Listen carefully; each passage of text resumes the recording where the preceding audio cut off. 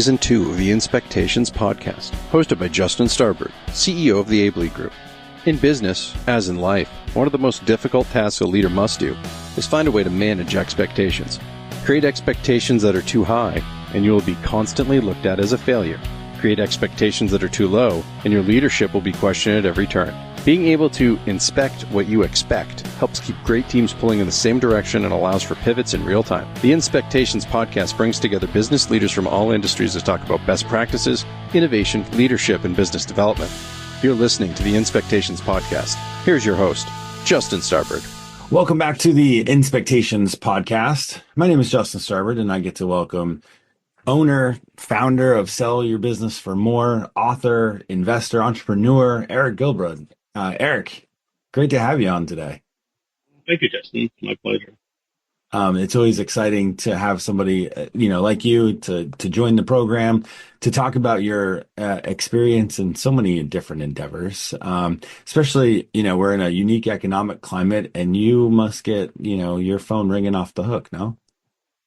I'm getting a steady stream of sellers that are interested in doing something. Clearly, in the last week, it's gone higher than it was previously. But I'm also getting a huge number of buyers. There's lots of people with a lot of money out there who are looking to buy businesses. The challenge is they're looking to buy good businesses that are actually prepared for sale. And those are actually fewer and far between, no?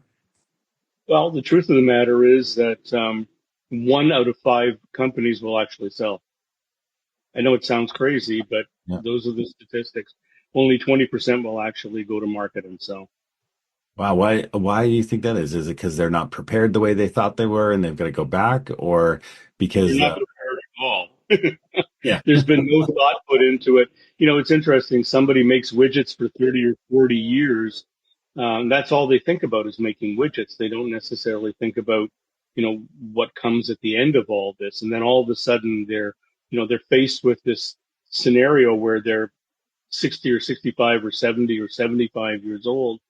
There's no one to take over the business. They thought, I guess, a while ago that the family might, but that's pretty much a myth.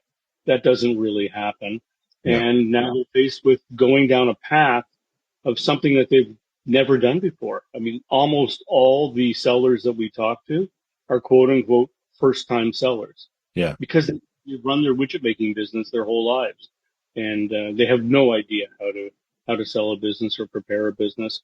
And there's lots of other reasons. I mean, people have coasted for the last 10 years, so the business hasn't seen a lot of growth. There could be industry changes. Competitors could be nipping at their heels. Lots of reasons that can get in the way of a successful sale.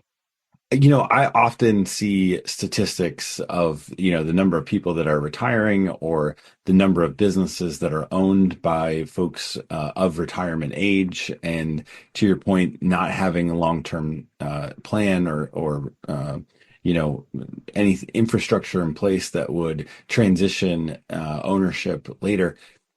I have a whole outline of stuff planned for you, but then in my mind, I get all these questions. Why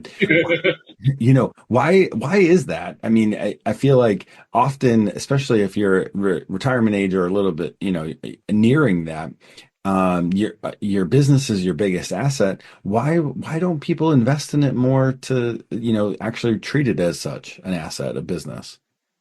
You know what? 65% of small and medium-sized business, which is basically 95% of companies, so that 65% are owned by boomer age business owners. And, in many cases, they've had a good life. They have a home paid for, they have a vacation property paid for, they have some other investments. Unfortunately, that's not all business owners. It's just sort of a small number of people who are quote unquote, pretty good business people that had maybe gotten along the way good wealth management advice. Yeah. And then you've got all the other people that, that basically run the company. They make widgets. They run the company as best they can. And they will tell you, proudly, and rightly so, that everything they know about running the business is what they picked up over the last number of years. And so, with so much on their mind, the final kind of selling the business, it's also not something that people look forward to. It's like if you've done something passionately for decades, the last thing on your mind is walking away from what you spent your life doing, what you love doing. Years ago, probably 10 years ago or more, there was a lot of talk about the quote unquote business tsunami, where all the boomer age business owners who were probably in their, late 50s or, early 60s, they were all going to sell their company. They were all going to go and golf for the rest of their lives or travel for the rest of their lives. And the reality is the people that made those predictions do not understand what a business owner's mindset is. That's not what they want to do. And so they've actually held out, and in many cases, as I said earlier, between, to 65, 70, 75 years old. Yeah.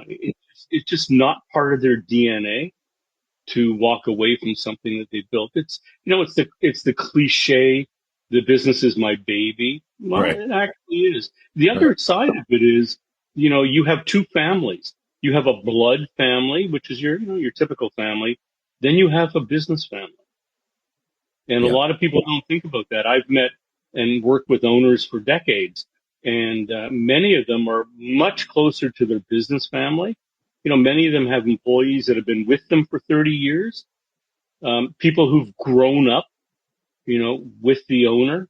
Yeah. Those are hard things to walk away from. I mean, it's basically like somebody saying, do you want to just walk away from your family? Yeah. Not a lot of people want to do that. Well, especially if they've been at it for so long. Question two is another statistic that you see is that, the retirement age right now and the folks that are, in that spot in life actually hold, most of the money in the US, like a lot of assets. And a lot of that, to your point earlier, is also cash that could be realized as a result of profits, or they've had good, wealth management advice, et cetera. Are there folks there to buy these businesses if that tsunami ever, takes place?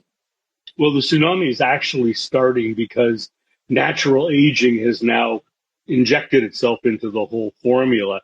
So when you're 70 or 75 years old, it's time. I mean, you're either nature tells you it's time, or something happens to you, or a spouse gets ill, or there's lots of reasons.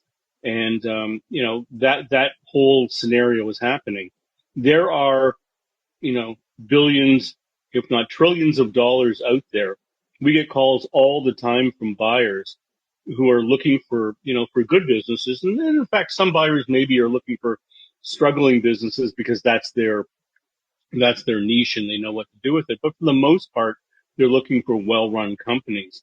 And, they have the money, they're ready, willing, and able. You also have a phenomenon where we have sellers who've worked with us. They've sold their business. They're sitting on $10 million. They've gone and golfed and traveled and sat around the house for 6 months or a year. They've somehow managed to put together a home office in the basement. And eventually the spouse says to them, okay, it's been a year since you sold the company. When are you going to get out of the house? Yeah. What are you going to go do? Right. What are you going to go do? And so what the owners have decided to do, and this is interesting because it connects with what we talked about a few minutes ago, they've decided that the best way for them to feel comfortable about their investment, about this fund of money that that they've come into, is to go and buy a bunch of smaller companies. So what they're doing is they're taking the $10 million, they're buying three, $2 million companies. They're not working at them every day, they're overseeing, but it's an area of wealth management, wealth growing that they understand, which is basically businesses. It keeps them interested. It keeps them active. They're involved. And to the owners that I've, been dealing with, they're much more comfortable with a portfolio of businesses as the bulk of their investment versus the stock market or, or other funds where they have no control over over what happens. Right. So you have this whole phenomenon of, what have now become serial entrepreneurs who've sold their company and now they own two, three, four other companies, or they get together with a few buddies who are in the same position and they have a portfolio of a half a dozen companies. And so, that could be worth $20 million. It could be worth, who Well, knows, $50 yeah. million. Well, And and then there's what? no cap to it, right? I mean, unlike some of the stock market stuff or other investments, like, if you know that area and you can grow it, there's no limit there. And if you can do it at your leisure, you don't necessarily have to be working all the time. I mean, it's the perfect world. It's that scenario of work hard, play hard, on your own terms. I get buyers that call me and say, we're looking to buy some companies, but don't come to me with anything under $50 million. So when you talk about is there money out there, Yeah. I also, I also have buyers that have come to me and said, don't talk to me about anything under $100 million. Now, Yeah. that's a little mind boggling for the average person. But honestly, when you're sitting on $1 billion and you have to deploy those funds to something, Something, right? those same people are buying, $500 million companies. And it's the same scenario as the guy who's buying five $1 million companies. It's the toughest job in the world. It's a huge amount of responsibility, but you'd be amazed at how many people are in that position, Yeah. or people who came into an inheritance. I mean, clearly we're in a scenario where, the boomer age is, if they haven't created it themselves, they've come into an inheritance. Typically they don't necessarily know what to do with the money. And people are moving again in that direction of, joining a group that buys companies. So the lead will spend $5 million dollars in this little private equity fund, and the other guys will put in $1 million each, and Yeah. they'll buy some companies. So it seems to be there's a lot of opportunity if you're willing to sell, and a lot of opportunity for buyers who are looking to buy. Eric, how did you get into this? Not everybody starts out in their career and says, you know what, I want to help others, sell their business. It usually comes from, long nights and a lot of heartache or challenges yourself, overcoming obstacles to create success. Talk a little bit about how you got into this. All of the above. Yeah. I started in the ad agency business. Okay. So in Canada, in Toronto, and I worked for some regional agencies and some large international agencies with a whole bunch of well-known clients. I did that for a couple of decades. And then in 94, I started my own company called Soho Marketing. And it dealt with small business and originally small office, home office, but it had quickly evolved into, the higher end of small business, medium-sized companies, that type of thing. Sure. And I did that for a good period of time, a couple of decades. And it got to a point where I was working with owners who at the time were probably, 50, 55 years old. They're the audience, the sellers that I've talked about, but this was a little while ago. And it got to the point where, in the early, I guess the late 2010s or so, what I discovered was I would ask them, hey, are you thinking about selling your business? And the response typically was, how did you know? Well, you're of a certain age. The company's in the state where it is right now. You're likely looking at some life changes, coming along. Have you put much thought into it? And at that point, yeah, people were starting to think about it. And, some smart people got out and took their money and did the things that we've talked about. But, like most things, those folks were kind of on the leading edge of, doing things. I started to speak more with the owners about getting ready to sell, Sure. more about the concept of selling. And then, a few years ago, I decided that, well, maybe I should get into the business of selling companies. And so I spent a lot of time learning an awful lot, and sure, trial and error and everything else. And have sold a number of companies, and You you sold a know, number of your own companies, right? No, I sold other people's Yeah. companies, and what I discovered was that while it's complicated, it's also easy. It's or at least simple in terms of the whole world of selling a business. When you get into due diligence and all the detail, there's nothing simple about that. But the idea of bringing a really good buyer together with a really good seller, which is essentially, what I do. I have other folks on my team that do a lot of the detail work, but my main job is connecting the dots. So Hmm. finding buyers and finding good sellers and bringing them together. And, the way you do that is essentially from marketing. And Yeah. because I have a solid marketing background, I understand how to find buyers, I understand how to find sellers, and I understand how to bring them together and put them in a room. So the outcome is that we actually facilitate selling someone's company. Sure. How do you overcome that 20% is, or the 80% that don't sell? When you're dealing with your clients, I've got to imagine that you've done a lot of prep work with them each to make sure that that percentage goes up. It's interesting. I've evolved over several years and learned, the hard way. There are some companies that are not meant to be up for sale, or owners that are not in the right um, mindset to do what's necessary to sell the business. So we're very picky about who we take on.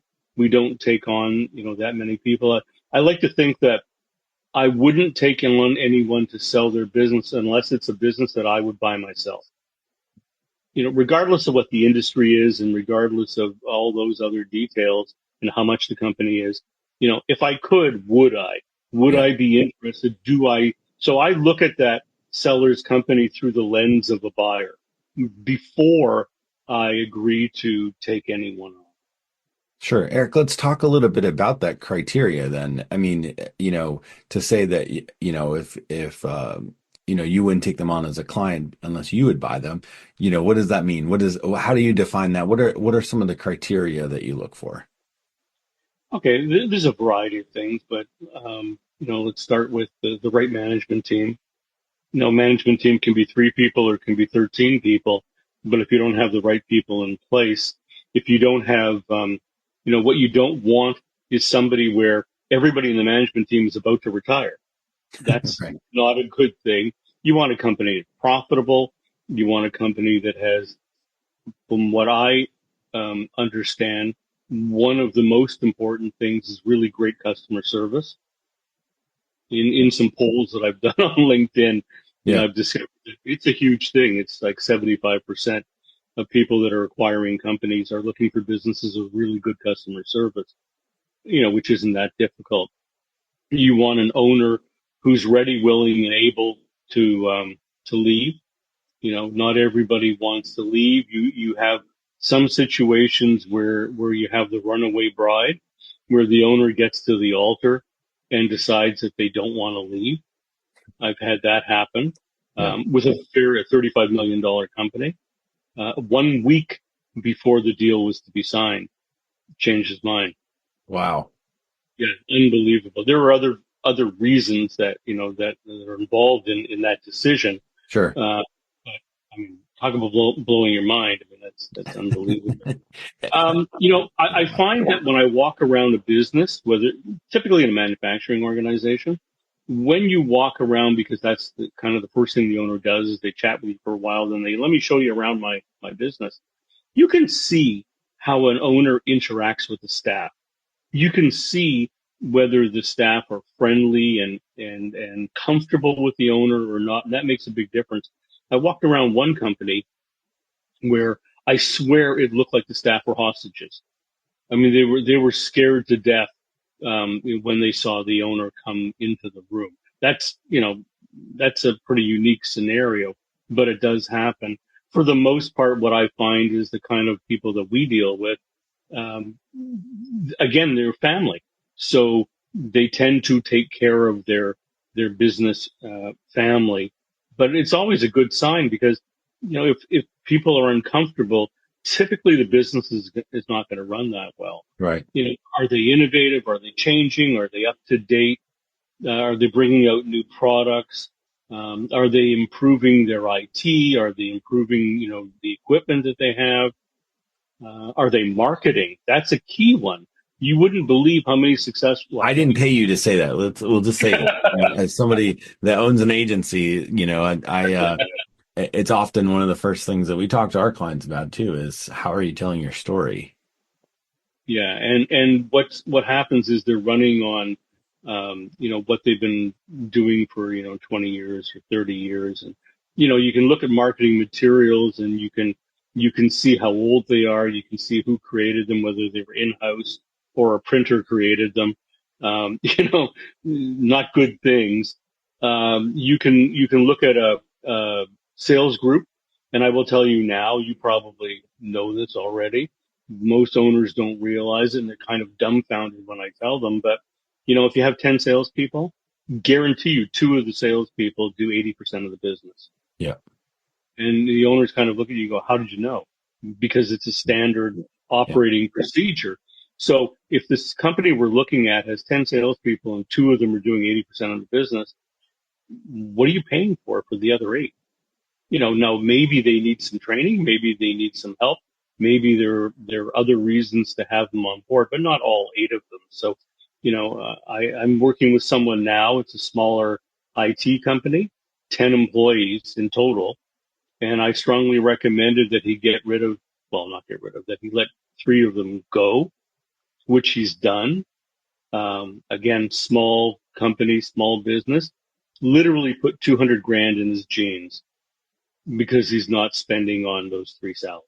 Yeah. I mean, doing the same work, Yeah. but put a couple $100,000 in his pocket. But the more important thing is that when a buyer comes along to look at the business, oh, okay, so you have the right amount of staff, you're making money. I'm interested in this business.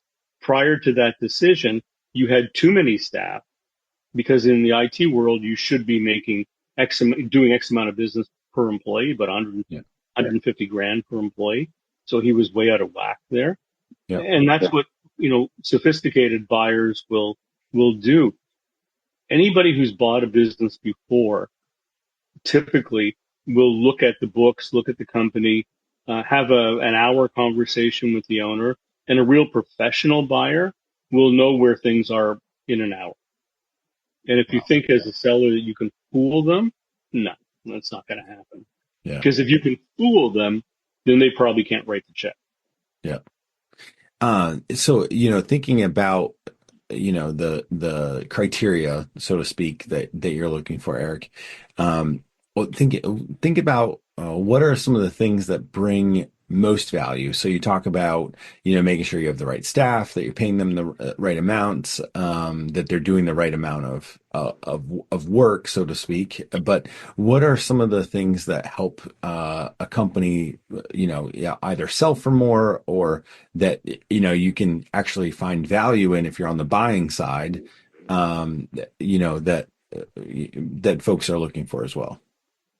If it's smooth, if the transition can be smooth, if you can buy a company that's already running without the owner's participation, the owner does not have to be there, then as an investor or a buyer, you can take that company and you can first of all predict profitability over the next few years pretty easily, but you can comfortably take over a business and know that it's a pretty solid investment.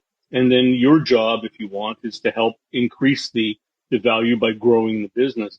But if it's stable and running and there's perhaps a CEO or a COO in place who's running the business, that's a great sign. I mean, that's a terrific sign that it's working on its own.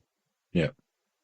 When you think about, how to help the businesses get more for their assets, of course you have the physical assets, and you have the, if it's manufacturing, they have the machines in the building, or they have the building, or they have the land, or they have the trucks and the transportation available to them. But what are some hidden assets that owners don't realize that they're sitting on that help drive value?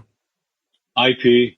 I mean, I've had more than a few occasions where I've said, "So how do you do that? Whatever that is." Oh, well, we had a program created to do X. Oh, have you patented it?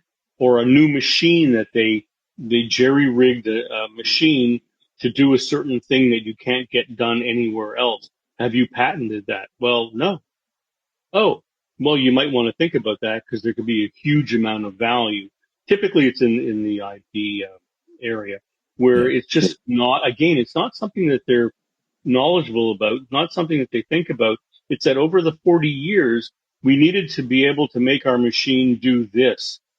So we figured out how to make it do this. We thought a part, we made a part, what have you. And now we're the only people who can make it do, X. Yeah. Well, that has some real value to it. Yeah. Long-term relationships with customers, obviously, are key. Yeah. We find when we come into a client, not often are they always looking to sell, but when we're thinking about it from the agency perspective, often, as I mentioned offline, we work with the executive team or we work with members of leadership to help because we tend to come in, and it's just our experience. We tend to come in when somebody in leadership, you mentioned the sales folks, that you have 10 sales people and two of them are doing 80% of the work. We come in sometimes and it's the leader, the CEO is the rainmaker and they're creating 80% of the business. See, they've got sales guys and maybe that's who ends up closing the deal or something because the owner, gave it to them. But what we find is that often companies that are looking to sell in the next 5 years don't have systems in place to help generate leads or create a pipeline that makes for a predictable, profitable business. Is that something that you help companies with? From an advisory capacity, I don't do any of that work, nor does my company. But from an advisory capacity, I would recommend they do exactly what you're talking about. And as a very, very simple example, saying to an owner, do you think all your customers know everything that you do? Right. Well, what do you mean? Well, you do these 20 things. Everybody's buying one or two or three. Do you think they know about the other 17? Well, of course they do. But why don't you get on the phone and ask some of them? And, the reality is no, your customers don't know. So here's a simple thing. And this is a form of lead generation, as you're talking about, not overly sophisticated, but easily executable. Let's put together a one pager. You should put together a one pager that says, "Did you know we do all these things?" and send it out to all your current and lapsed customers. That's it. That's the assignment. And if you're really gung ho, then actually call them and Yeah. say, "Did they receive it?" And I will guarantee you business. Now that IT company that I was talking about, that's doing around, I don't know, under 1 million, and it's not a normal size company that we typically deal with, but there are other reasons why I took it on. He picked up a $200,000 project. That's significant, Yeah. change just in Yeah. doing that. So yeah, I'm a big believer in marketing, obviously, and that's where most people, they'll rely on a rainmaker, as you said. And the challenge with the rainmaker is, okay, so now the rainmaker gets hit by a bus. The rainmaker sells the business. The rainmaker is now gone. Has he transitioned all his important clients and his how to get those types of clients knowledge to a shadow? Has he transitioned that? And that doesn't happen overnight. I mean, as you know, that's going to happen over a period of time. So fundamentally, if I'm looking at two businesses that are the same, and in one case, the rainmaker has a shadow and somebody who's able to pick up and move on and grow versus, oops, the business is in trouble because the rainmaker is leaving. Well, there's a fundamental difference in who I'm going to consider taking on as a client, as a seller, and who somebody's going to want to buy. Yeah. Eric, talk a little bit about your business. You have a couple, one that is more of a consultancy and then one that, helps companies, do a lot of these things on their own. What are some of the differences? How can people, work with you? Sure. Warren BDC, Warren Business Development Center, is the company that actually sells other people's companies. That's our main business. During the course of running that, I've come across a lot of experiences, expertise, if you will, and rather than trying to teach one owner at a time, I've written some books and I created a online system called Sell Your Business for More. And basically what that does, it's a 4-part or 4-module online system that is a series of lessons and tasks, if you will.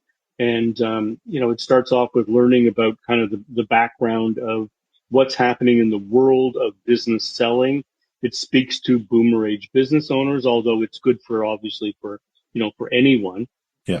Next one is really based on the seller and what does the seller have to do personally, professionally. It deals with a number of issues that a seller has to take into consideration and take action on before they go to sell their business. The third section is basically about the company. What do you have to do for the company to make it more desirable, by the right kind of buyer? And then the fourth section is really about the whole process of actually selling the business and due diligence and LOIs and all that kind of thing. Sure. So, I don't recommend that people try and sell their business themselves. And the reason I say that is, ever try to sell your house by yourself? Right. It doesn't work for a variety of reasons. So trying to sell your business by yourself, 1,000 times more difficult than selling a house. So what this online system does is it effectively gives you a really solid understanding. It's a learning process in terms of what you need to know and what you will need to do in order to sell your business successfully. One of the lessons is how to find the right intermediary. I mean, the person who's going to represent you to the marketplace and facilitate a sale. So, we're encouraging people to learn what to do so that they're equipped to make better decisions as they move along. The other benefits of it are that you will increase the value of the business while you're going through this process. And the other interesting thing is that many of the things that you will have to do once you're actually in that state and in that process of selling the business, like due diligence and all that, it's already something that you will be dealing with. So when the requirement comes along, you will already be several steps ahead. And that helps to relieve stress and to make the whole process a much more enjoyable, profitable, successful way of selling your business. So knowledge is power. And that's essentially what it is. It's knowledge, a great deal of knowledge cut up into a whole bunch of little tasks. And every lesson is available in text form, so it's a PDF, and audio. So if you're inclined, you could sit and listen to me, talk to you about that lesson, or you can read the lesson, or you can do both. And typically they have a little bit of a task after that, things that you'll need to do. And the other thing is that it's a team sport.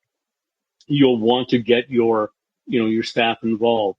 And no, you don't tell your staff at the beginning that you're selling the company. What you effectively say is you're growing the value of the business.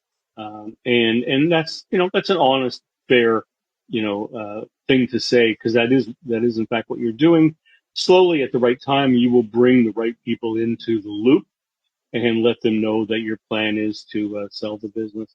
But I can tell you now, if you're 75 years old and you've been running the widget making company for 45 years, everybody knows you're going to sell the business. Yeah. Because it's just common sense. And in fact, once you do tell them, they're going to say to you, "Oh, we thought you'd never do it." Right. Well, I mean, for some, it's almost a relief, right? Because it's their livelihood. It's, there's some uncertainty there. And we see that too, especially when we're dealing with some, older folks in leadership. Their priorities change, and all of us do. All of our priorities change. I mean, mine have adjusted since I started, 12, 14 years ago, and yours have too. I mean, it's part of the way life is, right?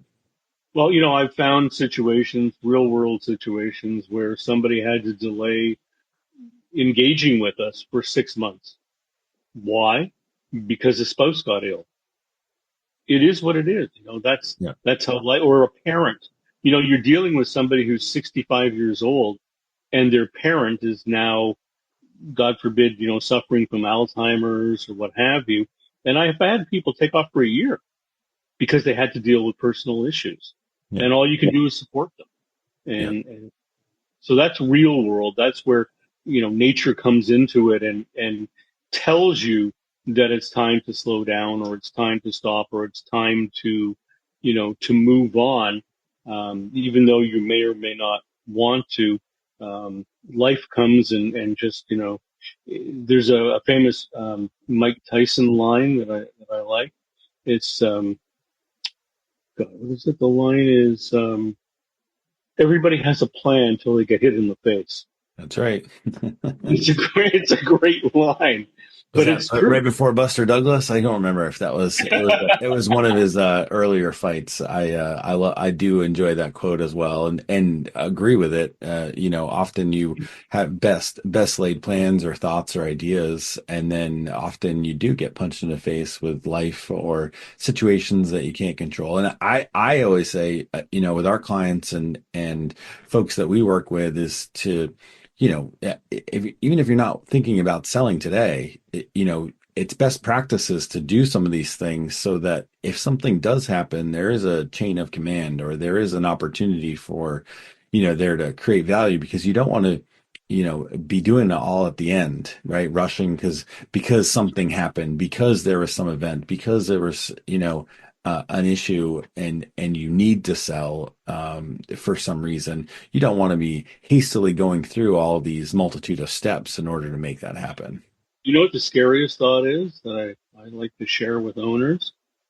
Hey, you've got a partner, call it a 60-40 partner. How would you like it if your wife and your partner ran the business? Well, what do you mean? What would happen if something happened to you? Yeah. Now all of a sudden, Nancy and Jack, who hate each other, by the way, are now running the business. Or, forget Jack, and let's just say Nancy is the widow. Something happened to you, and now all of a sudden she's responsible for the business. She doesn't know anything about running it. So what happens is the buyers, the sharks, come out. They smell blood in the water. And now, Nancy, who you thought was going to have a $2 million retirement fund, has an $800,000 retirement fund because you didn't prepare for it. I mean, it's tough love. I get that, but I've seen it happen. I've watched, I know of a situation where someone made some bad decisions near the end, and lost his house, lost his vacation property, lost everything, basically. Yeah, I mean, you hear those stories often. It's just, and especially if that's your asset, right? So, I really appreciate you coming on today to talk. Where can people find you? They can find me at warrenbdc.com. So WARRENBDC.com, and Eric Gilboord, ERICGILBOORD.com. Great. Well, Eric, you've certainly given us a lot to think about, especially as we are, just getting a wee bit into 2025 in January now, and new president's taking office, and folks are thinking about these things often. It's really great to highlight your areas of expertise, and certainly thank you for sharing all the value that you've acquired over the years with our listeners. This has been awesome. I can tell you, it's going to be like the Wild West for the next few years. People are going to be buying and selling, and things are going to be happening, and interest rates are going to come down. Everything's going to explode. So it's a great time to buy. It's a great time to sell. The opportunities are being put in front of you. Great. Well, thank you so much. Hopefully we have you on again, and we'll talk again about this some more. Thank you. I really enjoyed it, and I look forward to being with you again. Thank you. Great. On behalf of my guest today, Eric Gilboord, owner, founder of Sell Your Business for More, author, entrepreneur, investor, you've been listening to the latest episode of the Inspectations podcast.